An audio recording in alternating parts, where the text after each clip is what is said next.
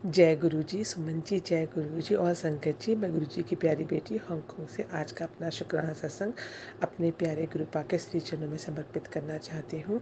और मैं ये सुमन जी के चैनल पे कर रही हूँ और मैं गुरु जी के पावन मंत्र के साथ इस सत्संग का आरंभ करना चाहूँगी। ओम नमः शिवाय, शिव जी सदा सहाय। ओम नमः शिवाय, गुरु जी सदा सहाय। ओम नमः शिवाय, शिव जी सदा सहाय। ओम नमः शिवाय, गुरु जी सदा सहाय। जय गुरु जी, शुक्राना गुरु जी, अनंतम अनंतम शुक्राना, हर पल हर श्वास का शुक्राना।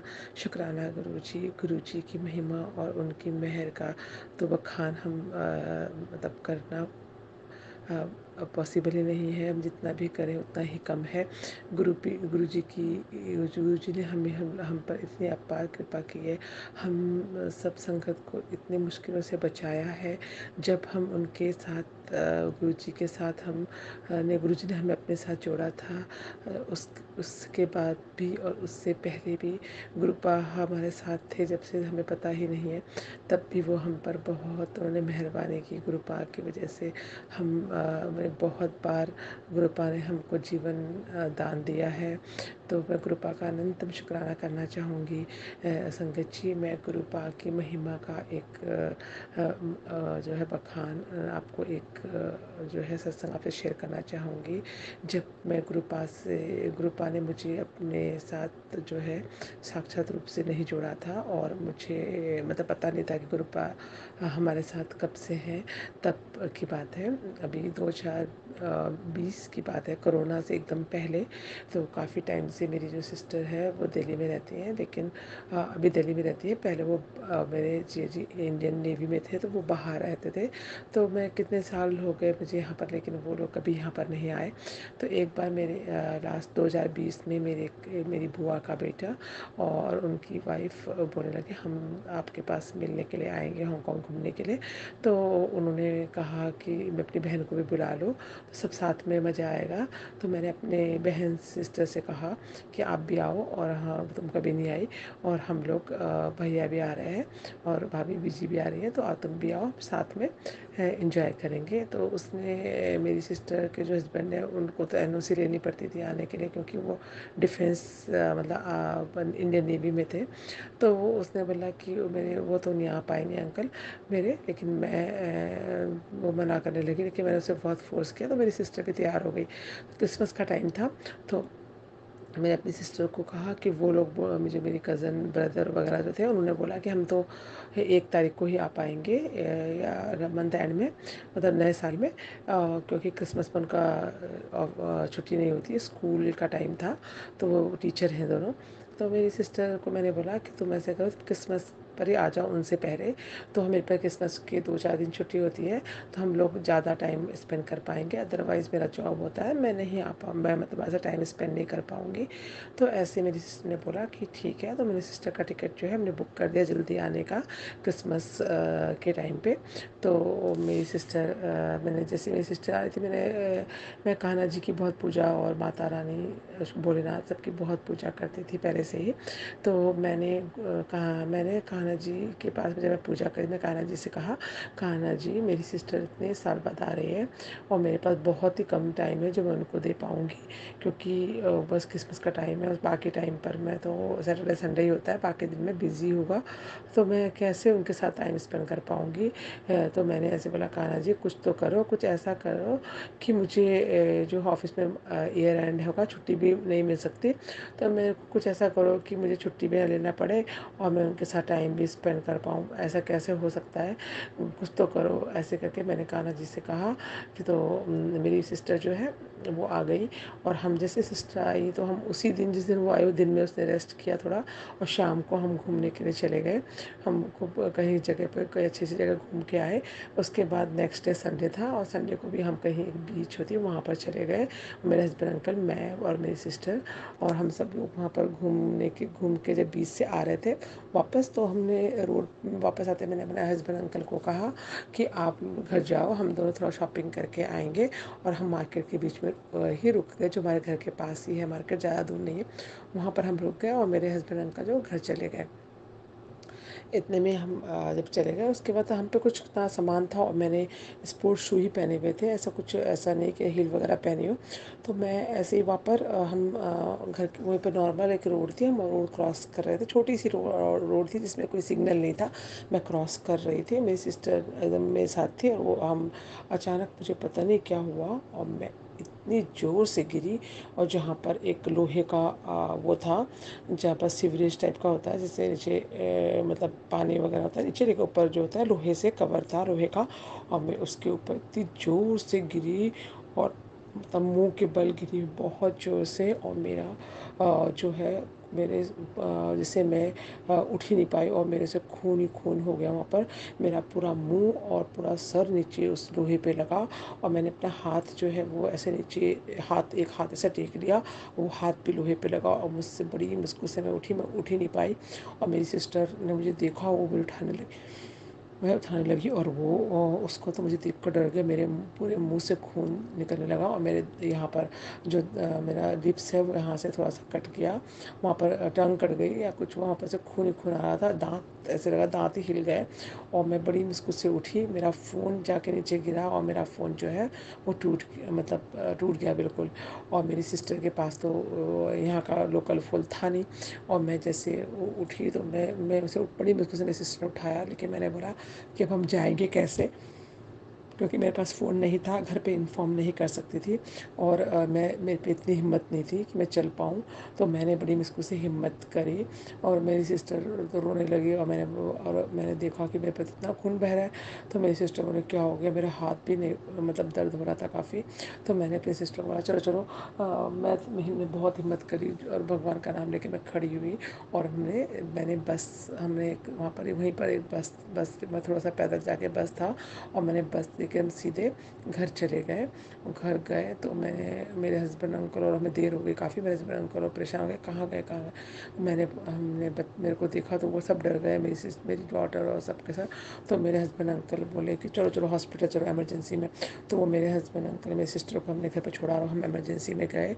और मेरे को तो लग रहा था कि मेरा हाथ पैर सब टूट गए, और मेरा दांत भी ख़राब हो गया, क्योंकि मेरा बहुत पेन था, बहुत बुरा हाल हो गया था। तो जैसे दर्द से, तो मैं जैसे हॉस्पिटल इमरजेंसी में गई, उन्होंने फटाफट मुझे देखा, सारे चेकिंग वगैरह करी, और सारे टेस्ट हुए। तो उन्होंने बोला कि ये तो मतलब इसको तो न्यू लाइफ ब्लेस हुई है, जिस तरह से ये गिरी थी इनका बचना मुश्किल था, और पता नहीं फ्रैक्चर भी होता। लेकिन उन्होंने जब मेरा हाथ चेक किया, तो उन्होंने बोला कि हमको ऐसे लग रहा है कि इसमें माइनर फ्रैक्चर है। तो आप ऐसे कीजिए कि कल आज तो इमरजेंसी है यहाँ पर, ऐसे मतलब डॉक्टर नहीं होंगे, रात को 11-12 बज गए। तो उन्होंने बोला कि आप कल जो जाइए हॉस्पिटल, और वो आपका पूरा चेकअप होगा तो पता चलेगा कि क्या है। लेकिन अभी जो है ऐसा मतलब थोड़ी सी बस एक चोट ये दांत यहाँ पर कटा था जो, उसके अलावा ऐसा कुछ सीरियस नहीं दिख रहा है। तो फिर हम अगले दिन हम जो है हॉस्पिटल गए, और हमें पूरा चेकअप हुआ। तो डॉक्टर ने कहा कि आपके हाथ में जो है हेयर लाइन फ्रैक्चर हुआ है, और जो कि लेफ़्ट हैंड में है, और माइनर है। तो आपको जो है वो करने की ज़रूरत नहीं होगी, कुछ प्लास्टर वगैरह। तो उसने टेम्परेरी जो वो है होल्ड करने के लिए जैसे एक बैलेंस करने के लिए लगाते हैं, वो उन्होंने कपड़ा सा जो तक मिलता है वो लगा दिया, और बोला हाथ को बस स्ट्रेट ऐसे ही रखना, ऐसे ही सोना, और आप सब कुछ कर सकते हो, लेकिन हाथ को मूव नहीं करना, नहीं तो ये सेटिंग नहीं होगी, ये अपना आप ही 15-20 दिन में या 1 महीने में ये सेट हो जाएगा। तो उन्होंने मुझे 1 महीने की सिक लीव हॉस्पिटल से लिख दी, और मैं वापस हम घर आ गए। और फिर मेरे को लगा कि पता नहीं मैं कुछ फिर कर पाऊँगी कि नहीं। तो उसके बाद मैंने नेक्स्ट डे भी हम लोग मैंने ऑफिस में इन्फॉर्म किया, और मैं नेक्स्ट डे फिर मैं 1 महीने घर पे रही। मेरी सिस्टर और मैं जो है फिर भी हम अगले दिन भी हम लोग बाहर गए, और मेरे को गुरुजी ने इतनी हिम्मत दी कि मैं फिर भी जा पाई। और मैं दूसरे फर्स्ट को मेरे कज़न ब्रदर और उनकी वाइफ वगैरह सब आ गए, और उन्होंने मेरे को देखा, लेकिन मेरे पास तो हेल्पर तो थी घर पे। तो उन्होंने मतलब और मेरा लेफ़्ट हैंड था, तो मैं नहा और सब कुछ पूजा पाठ जो है मैंने एक हाथ से ही भगवान का जो मैं जो कान्हा जी का सेवा करती हूँ सब करती रही। मैंने उनको नहलाना खाना और जो भी देती हूँ मैं सब कुछ मैंने एक हाथ से ही मैं करती रही और मैंने सब कुछ किया और एक दिन भी नहीं छोड़ा। उसके बाद में हम लोगों ने वो जो मेरी बहन लोग 15 दिन रहे, तो वो 15 दिन हमने बहुत इन्जॉय किया। मतलब मेरे ऐसी हालत में होकर भी गुरुजी ने मुझे इतनी शक्ति दी, या मतलब गुरुजी ही थे और जिन्होंने मुझे इतनी शक्ति दी कि मेरा मतलब मुझे कुछ ऐसी इंजरी नहीं हुई और मुझे ऐसा कुछ नहीं हुआ। और मेरा जो मुँह में थोड़ा सा वो भी बस 5-7 दिन में हील हो गया। और मेरा सिर्फ हाथ ही था जिसको मैं लेकर पूरा हांगकांग अपनी बहन लोगों को घुमाया, मकाओ भी घुमाया और बहुत हम लोगों ने एंजॉय किया, बहुत अच्छा टाइम स्पेंड किया। तो मैंने भगवान जी का, मेरे को बाद में ध्यान आया कि मैंने कान्हा जी से प्रार्थना की थी कि कान्हा जी कुछ ऐसा करो कि मैं अपनी बहन के साथ टाइम भी स्पेंड कर पाऊँ और मुझे छुट्टी भी मतलब भी मांगूंगी तो मिलेगी नहीं ऑफिस से, तो मैं ना मतलब ना मुझे मांगनी पड़े और मेरा टाइम भी स्पेंड कर पाऊँ, ऐसा कुछ करो आप। तो उन्होंने ये किया और मैं मतलब अगर वो मैं ऐसे मेरा फ्रैक्चर ना होता तो मुझे 1 महीने की छुट्टी नहीं मिलती और बाद में मुझे 1 महीने की छुट्टी मिली। और मैं जो कि थोड़ा 15-20 दिन में ही मुझे लगा कि मैं काफ़ी क्योर हो गई हूँ। जब मेरी सिस्टर चली गई तो मैं 10 दिन पहले ही मैं ऑफिस चली गई और मैंने बोला मैं एक हाथ से ही जितना मुझसे होगा मैं करूँगी, जबकि गवर्नमेंट ने छुट्टी दी थी मुझे, लेकिन मेरे पास काम का काफ़ी लोड था क्योंकि ईयर एंड था।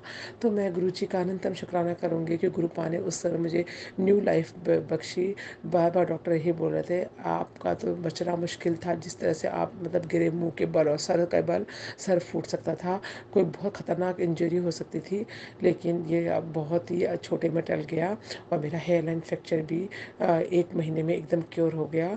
और इवन मतलब सब बोलते हैं फ्रैक्चर के बाद बहुत पेन होता है, लेकिन मेरा हाथ में बिल्कुल भी पेन नहीं हुआ, मेरा हाथ एकदम अभी तक बिल्कुल ठीक है।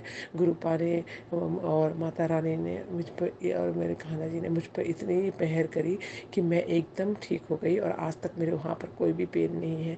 तो मैं गुरुपा और माता रानी सबका अनंतम शुक्राना करूँगी कि गुरुपा उस वक्त आपने जो मुझे जीवन बख्शा और ऊपर से मुझे इतना अच्छा टाइम स्पेंड करने को मिला मेरी बहन और मेरे कज़न ब्रदर उनके सबके साथ, तो वो दिन मेरे बहुत इंजॉय किए। तो गुरुपा अनंतम शुक्राना है, अनंतम शुक्राना है। इस तरह से आपने मुझे लाइफ बख्शी, ऐसे आप सबको कर लाइफ बख्शना, सबका जीवन की रक्षा करना, आपकी मेहर तो बहुत है लेकिन शुक्राना बड़े हो जाते हैं। इसलिए मैंने किसी और दिन शेयर करूँगी। तो गुरुपा का शुक्राना करते हुए मैं आज के सत्संग को यहीं पर विराम करती हूँ और कल फिर नए सत्संग के साथ आऊँगी। गुरुपा और सुमन जी से और संगत जी से मेरी प्रार्थना है कि अगर मुझसे मेरे सत्संग में कुछ भी मुझसे गलती हो सुनाने में, तो मुझे गुरुपा और संगत जी और सुमन जी प्लीज़ क्षमा कर देना और मेरे सत्संग को शेयर करना। और मैं चाहती हूँ गुरुपा सबको आप ऐसी लाइफ बख्शना, सबके मेहर करना।